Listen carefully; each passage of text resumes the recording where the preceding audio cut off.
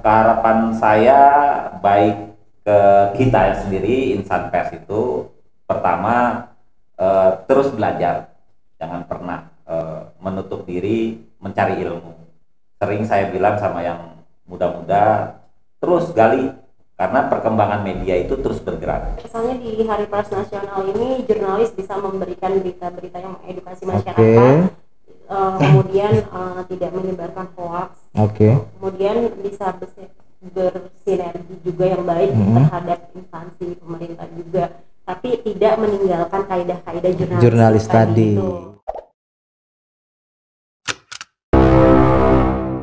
Assalamualaikum warahmatullahi wabarakatuh. Jumpa lagi kawan rujuk di Rujuk Podcast dan kita masih berbincang terkait Hari Pers Nasional yang hari ini tanggal 9 Februari 2021 kawan pers di semua daerah merayakan Hari Pers Nasional dan tentunya kita di Kota Bekasi ikut berpartisipasi ya merayakan Hari Pers Nasional. Dan kali ini Rujuk Podcast mengundang jurnalis-jurnalis senior yang mungkin kawan-kawan kawan rujuk semua sudah kenal semua nih.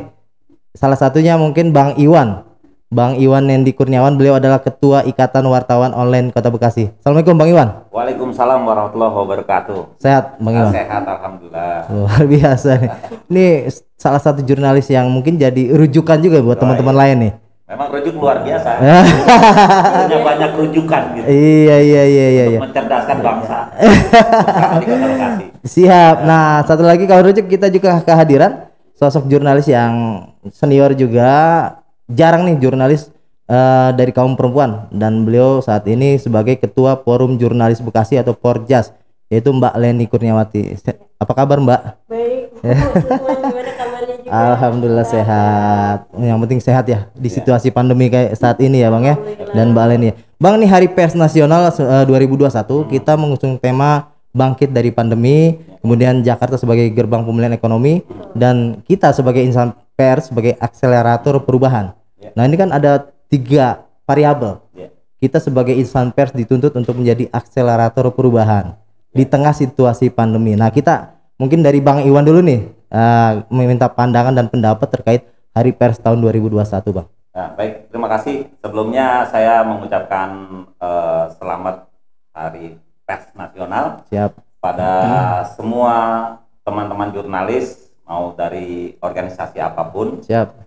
Kita memang punya tugas berat di tengah pandemi ini dan kehidupan personal jurnalis juga gitu. Betul, kesejahteraan ya. Nah, berdampak karena memang kita sangat sulit melakukan wawancara yang sifatnya doorstop ketika pandemi dan itu juga menyulitkan gitu.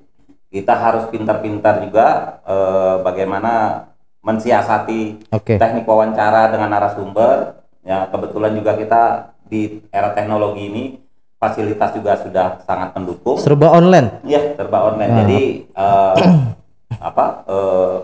itu bisa disiasati dengan teknik-teknik digital yang sekarang. Jadi nggak salah sebagai Ketua Ikatan Wartawan Online, semua berbasis online sekarang. Iya, betul, ya Bang ya. Betul. Makanya saya di IWO itu juga sering bicara sama teman-teman, tidak perlu ketemu narasumber, kalau perlu jangan ditelepon narasumber, khawatir ketika kita nulis narasumbernya mengelak gitu kan.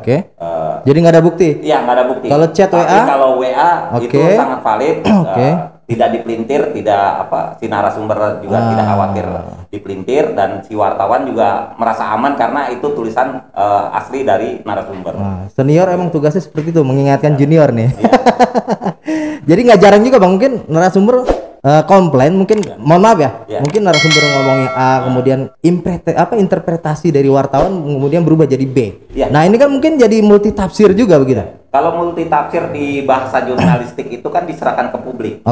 Bukannya persepsinya jurnalis, bukan persepsinya narasumber. Tetapi apa yang ditulis di media itulah opini publik.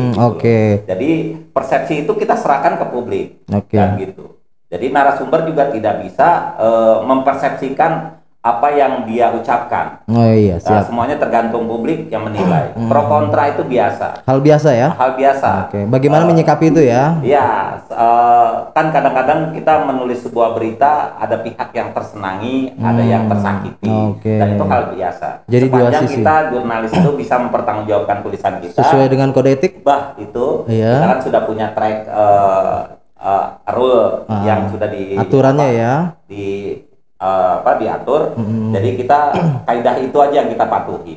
Kalau soal persepsi biar publik yang menilai. Nah, kita beralih ke Mbak Leni, Mbak. Ini jadi jadi jurnalis ini sejak tahun berapa, Mbak? Saya itu mulai jadi jurnalis itu tahun 2010. 2010. Diawali di media waktu itu? Di Radio Dakta. Radio Dakta, berarti rekan Dakta juga. Iya, rekan Dakta sama kita. Iya. Jadi pernah di Dakta juga nih, alumni Dakta.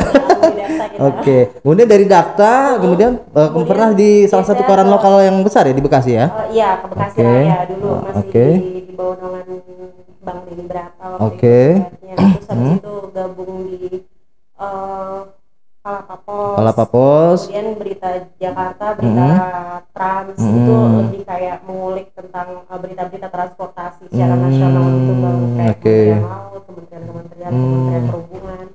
Habis itu langsung dari situ geser lagi ke Radar Bekasi. Pernah di Radar Bekasi?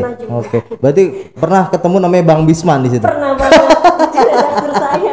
Iya. Redaktur yang sangat unik sebenarnya beliau tuh ya. Ketemu Bang Bisman, Bang Jenal, habis itu geser lagi ke majalah Info Gading Group. Oh, banyak banget pengalamannya Mbak Leni.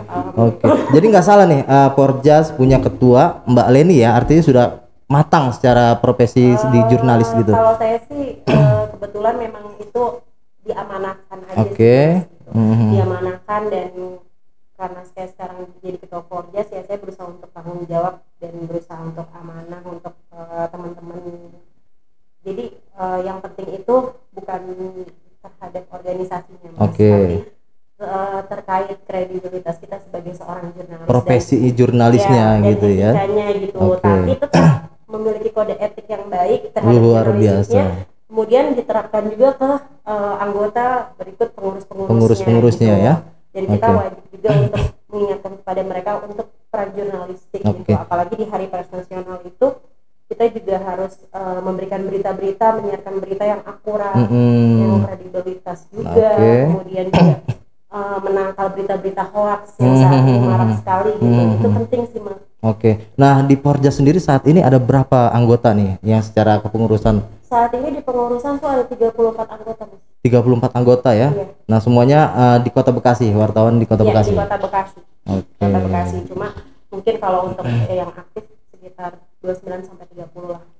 Artinya di Hari Pers yang tahun 2021 sebagai akselerator perubahan, berarti teman-teman di Porjas sendiri ya dengan adanya kata akselerator perubahan tuh sudah terbiasa lah ya untuk memberikan edukasi, informasi ya untuk masyarakat.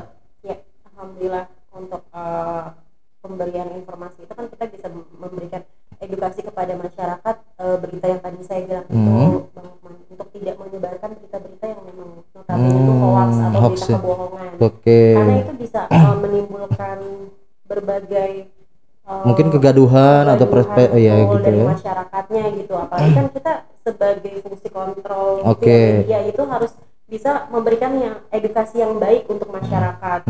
Ketika kita tidak bisa amanah menjalankan edukasi tersebut, maka kita juga bisa memberikan berita kebohongan atau berita hoax. Jadi kita tuh benar-benar dilihat. Jadi harus ada filter sendiri gitu ya. Jadi kita harus punya marwah yang baik sebagai jurnalis. Bang Iwan, kalau di IWA sendiri anggota secara pengurusan ada berapa? Itu kepengurusan kita memang nggak pernah mau banyak-banyak. Kita cukup 25 orang 25 ya? Pengurusan. Tapi anggota alhamdulillah masuk terus ya. Intinya sebetulnya bukan bicara kuantitas, tapi kualitas ya. Kualitas. Kita juga memberikan bahwa yang masuk IWO itu harus sudah punya akte pendirian gitu. Jadi kita benar-benar perusahaan artinya badan perusahaan media tersebut ya diatur oleh aturan main undang-undang pers ya. Undang-undang pers. Ya minimal punya akte pendirian. Setelah kalau memang dia masih berproses, biasanya kita ada edukasi. Kita asistensi kurang ini gitu. Karena penting bagi kita lebih baik punya anggota sedikit tapi kita mampu membina gitu. Betul, agar betul. tadi misi bagaimana membuat wartawan itu lebih kredibel di mata publik gitu. Karena wartawan itu yang menilai tetap publik ya publik. Kalaupun kita ngaku-ngaku gua nih wartawan gitu kan, kalau tapi masyarakat kalau publik nilai gua nggak pernah lihat lu wawancara, gua nggak pernah lihat iya gitu betul kan. betul Lagi-lagi kembali ke publik. Nah, ini rujuk balik lagi di Rujuk Podcast dan kita masih berbincang terkait Hari Pers Nasional. Pers sebagai salah satu pilar demokrasi tentunya memberikan banyak harapan buat masyarakat. Bagaimana kita menjalankan fungsi kontrol seperti tadi Mbak Leni sampaikan. Nah, Bang Iwan nih kita tertarik juga nih Bang Iwan. Kalau bicara Bang Iwan kan ya siapa sih yang nggak kenal, kemudian sudah berpengalaman di dunia jurnalis. Pernah nggak sih Bang kalau bicara pers ini kan mungkin ya dalam tanda kutip ada intimidasi, kemudian ada hal-hal yang mungkin ya secara profesi kita dihalang-halangi gitu. Pernah nggak mengalami seperti itu Bang? Sangat banyak. Saya kan dulu juga di Jakarta sebelum di Bekasi. Oh pernah di Jakarta ya? Oke. Saya dulu di harian ekonomi neraca. Waktu masih zaman koran. Oke.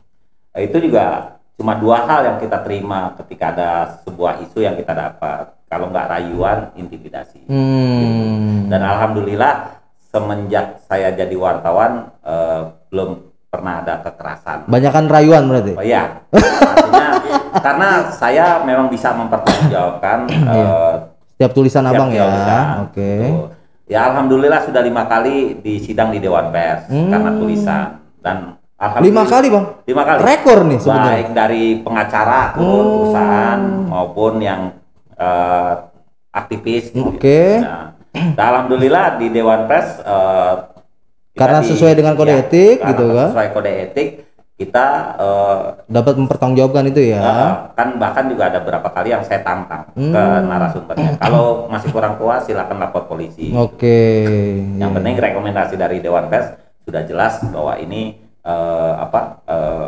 karya jurnalis. Gitu.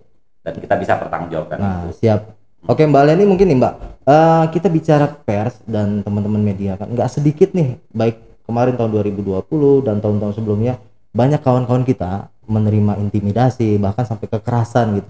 Mbak Leni sebagai ketua Forjas Forum Jurnalis Bekasi menyikapi hal itu seperti apa dengan masih adanya kejadian-kejadian seperti itu Bang? Mbak Leni? Sangat miris ya, sangat miris sekali Bang Lukman ya, apalagi di tengah pandemi ini seperti ini juga masih banyak juga kekerasan terhadap pers gitu. Jadi di momentum HPN ini saya sih berharap tidak ada lagi lah insan pers yang diintimidasi ataupun mengalami kasus kekerasan apalagi terhadap narasumber sendiri gitu.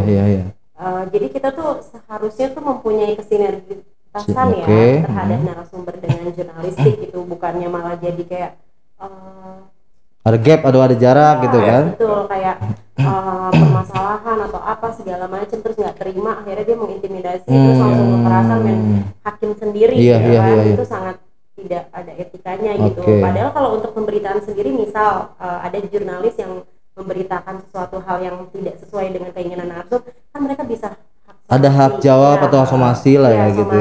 Hak jawab nanti dari pimpinan nanti yang bertanggung jawab dengan redaktur. Jika memang dari perusahaan tidak bisa menolerir dari kasus permasalahan itu kan nanti bisa disidang melalui Dewan Pers. Sebenarnya banyak saluran-saluran sehingga tadi menutup celah untuk ada kekerasan buat jurnalis sebenarnya ya. Itu tragis sih Bang Lukman ya, sampai benar-benar ada yang meninggal karena kekerasan kasus seperti itu gitu. Itu sangat tidak manusiawi dan tidak memanusiakan sebagai kita sebagai rekan jurnalis sama profesi wartawan itu sangat tidak manusiawi sekali gitu. Mbak Leni kan perempuan nih, nggak takut gitu Mbak? Pernah juga merasakan ada intimidasi gitu? Pernah sih Mas. Mungkin banyak rayuan ya. Lebih banyak rayuan ya. Kalau itu udah pasti. Dari namanya perempuan. Dirayu. Luar biasa ini. Luar biasa dinamikanya gitu. Jurnalistik ini bahkan dari saya berangkat dari rumah ke kerjaan ke lapangan itu ketemu orang-orang yang ibaratnya kriminalitas sampai pernah juga gitu ketika saya di motor tuh ada beberapa orang yang pengen ibaratnya begal atau tindakan-tindakan yang ibaratnya hampir mau kurang ajar Ya juga Allah. ada gitu. Jadi banyak sih gitu. Kalau dibilang takut sih kita juga takut ya sebagai itu, tapi mau gimana emang itu udah udah passionnya ya. saya di situ, gitu. Jadi bukannya jadi rasa takut malah semakin berani malah seperti itu ya Mbak Leni ya.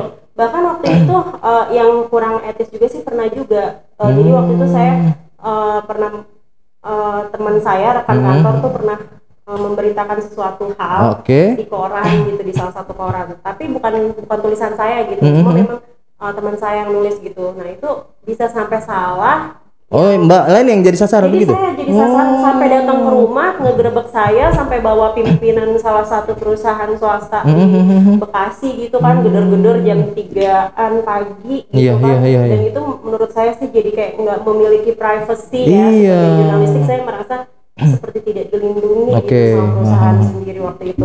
Jadi ya Allah, kok gini banget sampai ibaratnya orang tua saya mau keluar mau nolongin saya bilang jangan gitu, malah saya orang tua saya jangan sampai kayak gitu. Akhirnya dia minta maaf, emang bener bukan berita saya gitu kan, cuma yang hal-hal yang seperti itu harusnya tidak terjadi gitu. Iya, apalagi kalau bicara tadi ada perusahaannya ya, medianya ya. Pihak perusahaan itu harusnya sebenarnya kalau untuk alamat dari seorang jurnalis itu ya dilindungi, keep lah ya, malah dibocorkan. Itu sih fatal banget sih gitu. Jadi bukannya melindungi anak buahnya malah. Jadi tadi sebenarnya bagaimana kita menjadi akselerator perubahan ketika mungkin jurnalis mengkritisi ya, artinya mengkritisi sesuai dengan kode etik, kemudian dapat dipertanggungjawabkan, tapi dalam tanda kutip narasumbernya masih baper gitu. Betul. Nah ini kan kesulitan juga nih Bang.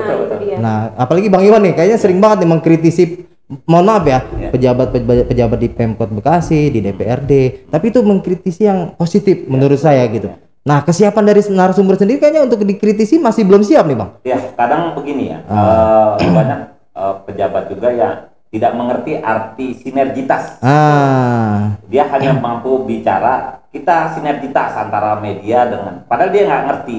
Yang dimaksud sinergitas itu adalah bagaimana kita saling mengingatkan. Dan begitu. Itu yang bukan berarti kita diredam, gitu jangan salah juga persepsinya. Tapi kita saling mengingatkan, yang kita soroti adalah kinerja, bukan pribadi. Gitu.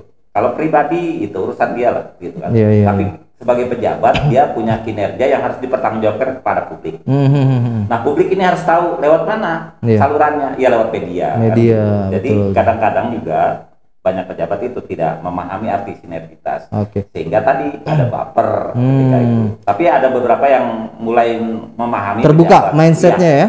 Artinya dia membuka komunikasi itu juga bagian dari sinergi, gitu. Karena ketika dihubungi susah, itu udah bukan sinergi. Apalagi pas begitu berita naik dia baper, gitu kan. Nah itu yang kesulitan Bang. Ketika kita butuh konfirmasi, dikomunikasikan susah, ditelepon nggak diangkat, di WA nggak bales. Tapi ketika sudah dimunculkan berita awal, mereka keberatan. Nah ini kan menjadi polemik juga sebenarnya kan? Ya itu sebetulnya kesalahan bukan pada kita. Artinya si narasumber juga sebenarnya udah dikasih ruang sebenarnya kan? Kita tetap memberi ruang, walaupun sudah naik kan dia punya jawab. Apalagi sekarang media online ya. Media online itu dituntut kecepatan ya. Media online itu kan punya 15 karakteristik, beda dengan media cetak. Salah satunya tadi Pak Lukman bilang kecepatan. Dia tetap harus diberikan karena masyarakat sekarang butuh informasi yang cepat. Betul. Nah inilah yang membuat media online lebih tinggi dari media cetak karena dia kecepatan.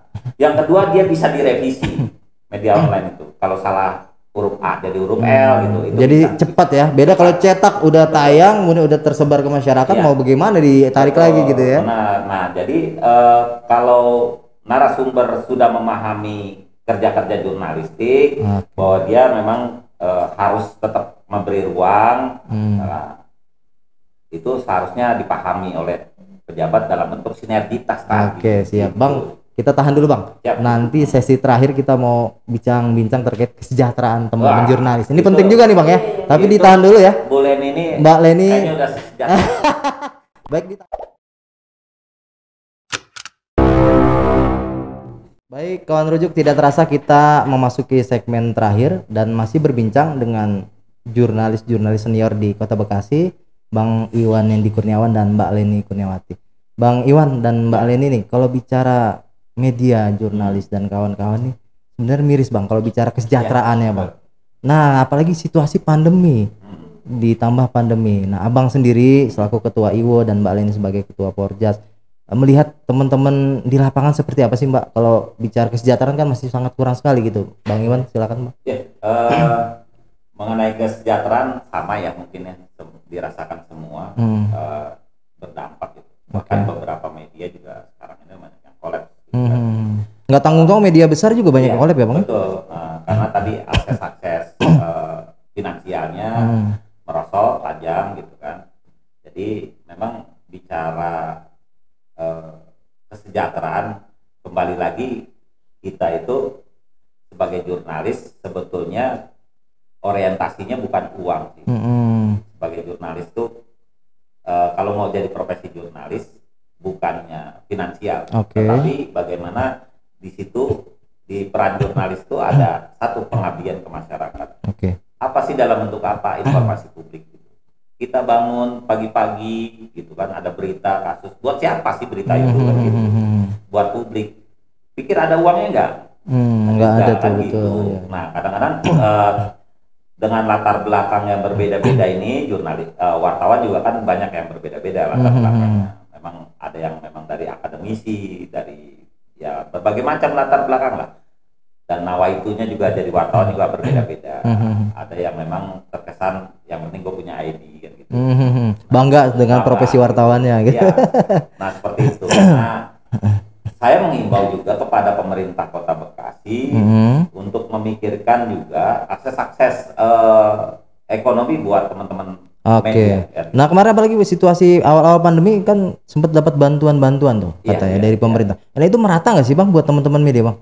Itu belum merata. Belum merata ya. Artinya sebetulnya bukan itu yang dibutuhkan teman-teman media, tetapi bagaimana tadi bagaimana kue iklan yang dari pemerintah Kota Bekasi itu bisa tersalurkan ke teman-teman media secara proporsional gitu kan.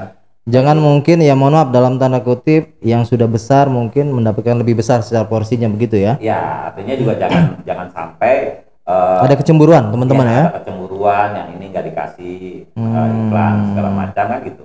Jadi pemerintah kota harus juga memberikan ruang terhadap kesejahteraan wartawan melalui tadi melalui iklannya, karena rata-rata memang kita lihat ya media itu menjadikan wartawan juga sebagai marketing. Saya juga merasakan hal itu. Saya pernah tuh di salah satu media juga yang bareng Mbak Leni juga tuh. Jadi sebagai wartawan juga kita mohon maaf jadi iklan juga. Betul. Jadi itu double agent itulah yang kita pernah ngerasain ya. Jadi bagaimana marketing media kita juga kesulitan ketika dia masuk sendiri. Tapi melalui wartawan itulah pintu itu sudah sangat terbuka lebar. Nah, makanya media-media itu memperankan fungsi wartawan sebagai agent marketingnya juga. Double berarti kerjaannya ya. Nah, di situ ada bargaining komisi. Akhirnya banyak beberapa wartawan hilang daya kritisnya karena itu. Cuman karena tadi ngejar komisinya. Nah, itu. Marketingnya ya. Nalur insting-insting investigasi sebagai jurnalis itu berkurang karena tadi. Kan gitu, karena ada peran yang harus dia mainkan sebagai marketing agent gitu. Nah, ini jangan sampai lagi terbebani kepada para wartawan ketika kondisi Covid begini, perekonomian lagi sulit, sementara iklan-iklan juga saya merasakan sudah sangat jarang gitu kan, dan kalaupun ada nagihnya susah gitu kan. Gitu. Katanya kan gitu, katanya nah, siap. Susah. Mbak Leni sendiri menyikapi masalah kesejahteraan teman-teman media ini seperti apa, Mbak? Sebenarnya miris juga sih ya. Dampak pandemi ini benar-benar melumpuhkan perusahaan-perusahaan manapun gitu, nggak cuma di perusahaan media ya, bahkan di perusahaan-perusahaan swasta lainnya juga memang terkena dampak pandemi ini gitu. Cuma benar kata Bang Iwan tadi, memang banyak jurnalistik yang sudah hilang kritisnya kaidah jurnalistiknya. Padahal sebenarnya negara kita ini negara demokratis ya. Bahkan di pasal 28 aja diatur kan setiap warga negara bebas berpendapat ya. Jadi ketika jurnalis itu memiliki pendapat seharusnya tidak dipagerin gitu. Mungkin karena iklan tadi kan. Karena mungkin pendapatnya ditutup dengan pendapatan kali ya. Iya betul. Itu tadi terkontaminasi. Apalagi gitu. Iya. Kadang kalau kita ibaratnya kerjasama dengan beberapa instansi gitu, udah iklan, udah editorial, terus kita nggak bisa kritis lagi. Lebih kritis gitu. Jadi nilai-nilai idealis kita jadi kayak ya kan gue udah kerjasama sama lo. Jadi nah itu bagaimana menyikapinya Mbak Leni dan Bang Iwan ketika mohon maaf ya OPD baik pemerintah Kota Bekasi gitu kan, misalnya sudah kerjasama dengan media. Nah tapi kan fungsi media kan tetap kontrol. Betul. Nah ini bagaimana ketika sudah kerjasama tapi ketika dikontrol dalam tanda kutip mereka sedikit keberatan begitu. Gimana tuh? Jadi kalau dari pihak perusahaan dari media sendiri harus memiliki independen jurnalistik gitu. Dan tetap menjunjung tinggi nilai-nilai jurnalistik tadi dan etikanya. Jadi ketika walaupun editorial, kita sebagai fungsi kontrol harus tetap menyiarkan berita-berita yang berdasarkan sesuai fakta, bukan cuma sekedar opini saja. Iya, siap. Bang Iwan mungkin? Kalau saya kembali lagi pada istilah sinergitas tadi. Kerjasama itu bentuk sinergitas. Tetapi bukan berarti harus diredam gitu. Bukan bentuk peredaman sehingga kita tidak lagi bisa mengkritik kinerja kan gitu. Karena sinergitas itu tetap dalam jurnalistik dia harus mampu memainkan peran tadi, kontrol gitu dengan sehingga dia bisa memilah antara ini kerjasama, sinergitas, ini peran kita, peran kita. Nah makanya kalau bicara saya sendiri, saya juga punya trik untuk bagaimana menciptakan sinergitas dengan beberapa pejabat. Bahkan belum lama ini saya sering juga mengkritik kepala sekolah, kepala sekolah yang memberatkan siswa gitu kan. Tapi satu sisi saya berbuat membantu mereka juga. Artinya ketika ada akses untuk bantuan dari Pemkot kita mereka untuk kita bantu gitu. Kayak kemarin mungkin di SMP berapa? 13 SMP apa? 1 ya 13 ya. Gitu. Jadi kita ketika mengkritik mereka akhirnya berpikir, oh kayak begini seharusnya wartawan gitu. Iya. Ada kritiknya tidak tendensius ke personal gitu kan, urusan pribadi. Yang penting kinerjanya gitu. Ketika ada laporan dari warga ke kita misalkan, Bang, ini kepala sekolah ini minta uang baku, uang ini segala macam lah gitu kan. Itu kan keluhan orang tua siswa. Kita investigasi, klarifikasi kepada kepala sekolah secara persuasif gitu kan. Responnya masih ngeyel gitu kan, malah terkesan ngebantah. Tetap kita naikin beritanya. Habis itu kan rame. Setelah itu baru dia paham maunya kita. Kita bukan pengen diredam terus disuruh ke sekolah terus mau kasih uang bensin gitu. Bukan kayak gitu.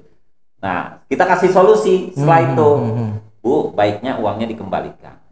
Gitu. Uangnya dikembalikan. Artinya itu ada nilai manfaat kembali. Iya, betul. Jadi itu unsur yang tadi Leni bilang, kita ada unsur edukasinya.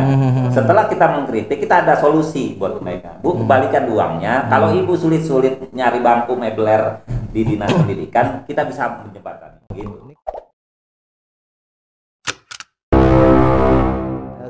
Kita juga pengen tahu Bang, sejauh ini pemerintah Kota Bekasi dari pandangan Mbak Leni dan Bang Iwan sendiri seperti apa dari teman-teman media sendiri Bang? Ya kalau dengan sosok Pak Wali ya, Pak Rahmat Effendi dengan Mas Trio Wakil Wali Kota, pandangannya seperti apa gitu? Kalau dari saya bukan pribadi ya, pandangan kepada kedua kepala daerah ini, Pak Rahmat Effendi itu satu sisi saya akui objektif ya, luar biasa gitu. Luar biasa memimpin Kota Bekasi dengan segala visioner prestasinya gitu. Tetapi bukan berarti tidak ada juga kelemahan. Kelemahannya bukan pribadi, tetapi lebih ke kinerja. Itu yang mungkin aparaturnya ya, di bawahnya. Terus kita ingatkan nih ada kinerja di bawah-bawah jajarannya yang perlu kita ingatkan sampai ke wali kota. Begitupun ke Pak Wakil gitu kan. Nah, harapan saya Pak Wali dan Pak Wakil ini bisa menjadi tadi sinergitas yang baik antara para pejabat dengan pemangku jabatan dengan insan pers itu media. Karena beberapa kali wali kota menghimbau dan itu Bang, itu menarik Bang. Ketika Pak Wali sudah ibaratnya memberikan instruksi kepada OPD, kalau ada teman media mau mendapatkan informasi buka seluas-luasnya. Tapi ketika OPD sendiri sepertinya belum siap nih Bang. Iya betul. Nah seperti apa itu sering diucapkan Pak Wali Kota saat media gathering, Coffee Morning dengan media, selalu dia ngomong bahwa itu yang saya pegang janji-janji bahwa kalau kalian mengkritisi kinerja aparatur silahkan gitu, asal jangan ke pribadi. Nah itu saya pegang betul kalimat beliau itu sampai sekarang. Tetapi memang banyak tadi beberapa pejabat lah yang masih juga belum siap kayaknya ya. Sekelas lurah aja masih susah kita hubungin gitu. Ada oknum beberapa pejabat di tingkat bawah itu masih susah. Dianggapnya kita hanya mohon maaf ya, mungkin dalam tanda kutip cuma ada keuntungan-keuntungan gitu Mbak Leni ya. Padahal di balik kita konfirmasi itu ada informasi di situ yang mungkin dia belum dapat gitu kan. Sebenarnya buat si yang bersangkutan ya harusnya ya direspon positif karena kan untuk beliau juga gitu kan. Nah Mbak Leni sendiri menyikapi pemerintah Kota Bekasi di bawah kepemerintahan Pak Rahmat Effendi dan Mas Wakil Triadianto nih terhadap insan pers seperti apa? Kalau untuk dari Pak Wali Kota Bekasi dan Wakil Wali Kota Bekasi sih untuk kinerjanya lumayan, tidak usah maksudnya kita nilai juga, orang masyarakat pun bisa menilai gitu. Tidak diragukan lagi lah ya. Tidak diragukan lagi kalau beliau kan mampu nilai. Tapi kalau untuk kesinergitasan dengan media itu menurut saya sih masih kurang. Masih kurang ya, harus ditingkatkan lagi ya. Masih perlu. Terutama jajaran-jajaran beliau nih. Betul. Itu menjadi PR sih untuk sebagai pemimpin Kota Bekasi ini gitu, terhadap terkadang malah justru bawahannya yang mempersulit kita untuk ketika Pak Rahmat sudah membuka seluas-luasnya, aparatur di bawahnya belum siap begitu ya. Mempersulit gitu ya. Gitu. Padahal dengan janji-janji beliau juga emang benar kata Bang Iwan sendiri dalam Coffee Morning, dalam media gathering itu sudah dijelaskan ke OPD masing-masing. Tapi terkadang tuh narasumber terkesan instansi-instansi itu melihat wartawan atau jurnalis di Kota Bekasi ini sebagai momok yang menyeramkan. Bang Iwan. Luar biasa. Bang Lukman. Kayaknya seolah-olah kita ini horor banget. Pejabat gitu. Jadi seperti virus corona kita ditakuti. Sebenarnya untuk para instansi nggak usah takut lah dengan media gitu. Justru media itu terkadang malah membantu mereka memberikan informasi ya kan, yang tadinya mereka belum tahu jadi mengetahui gitu kan. Bahkan kita bisa saling sharing gitu kan ketika mereka ini di pemerintahan ini lagi kayak gini gitu. Mungkin saya nambahin kalau kita akui juga ada beberapa oknum juga. Nah itu tidak bisa dipungkiri Bang ya. Mungkin dari oknum internal sendiri ya. Dari jurnalis itu juga kadang-kadang ketika bertamu tidak assalamualaikum gitu kan. Dengan bahasa yang baik lah gitu kan. Nah itu kadang-kadang juga dari dari sisi jurnalisnya juga, dari teman-teman media juga gitu. Tapi akhirnya berimbas ke yang teman-teman yang tadi niatnya baik sebenarnya. Apa saking mudahnya buat ID card barangkali gitu. Betul. Tinggal proyek aja ya. Tinggal proyek. Iya. Atau mungkin beberapa wartawan yang memang sifatnya premanisme atau yang memang bertentang-tentang ke para pejabat yang ibaratnya mungkin mencari keuntungan. Bukan sekedar untuk jadi sangat merugikan profesi jurnalis yang benar-benar tadi buat mencari berita yang buat masyarakat sebenarnya ya.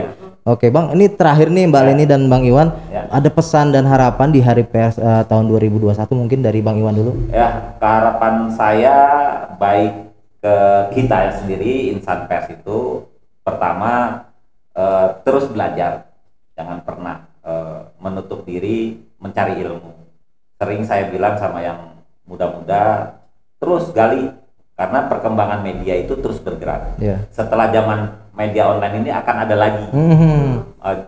Kita nggak tahu apa. Jadi terus ada inovasi perubahan terus ya. Gitu. Ini kita belum pahami betul, sudah ke generasi yang berikut media. Itu juga wartawan harus siap gitu. Upgrade ya, harus mengupgrade diri terus gitu. Kalau memang mau jadi wartawan yang serius, tingkatkan keilmuan, terus jangan lupa dibarengi dengan etika-etika yang sudah diatur. Lalu harapan saya juga terhadap birokrat di Kota Bekasi khususnya ya, bukalah sinergitas yang baik dengan insan pers di Bekasi khususnya, dengan tadi tidak baper. Oke. Siap dikritik gitu ya. Ruang hak jawab juga ada. Iya. Siap kinerjanya dikritisi. Gitu.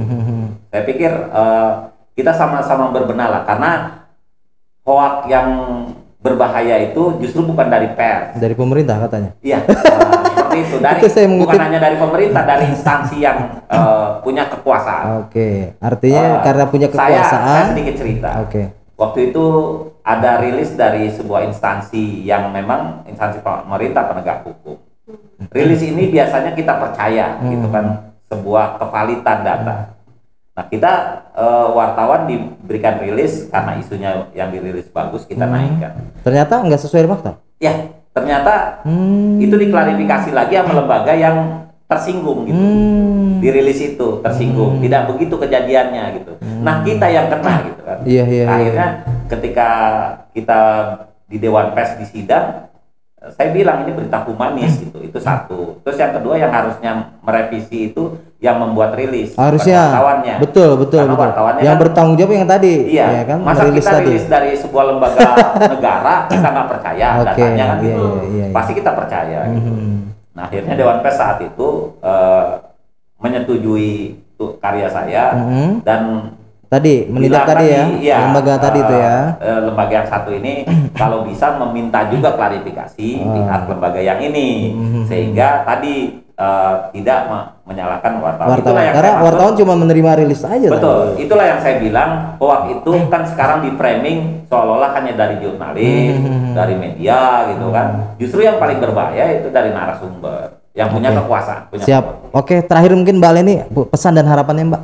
Ya, pesannya di Hari Pers Nasional ini jurnalis bisa memberikan berita-berita yang mengedukasi masyarakat, kemudian tidak menyebarkan hoax, kemudian bisa bersinergi juga yang baik terhadap instansi pemerintah juga, tapi tidak meninggalkan kaidah-kaidah jurnalis tadi. Nilai-nilai kritisnya tetap dibangun, idealismenya tetap dibangun juga, dan kemudian kita menjadi jurnalistik itu yang benar-benar mempunyai etika yang baik di masyarakat. Oke, kalau dua jurnalis senior emang luar biasa pengalamannya, kemudian kode etiknya dijalanin begitu ya Bang ya. Insya Allah kita juga terus belajar.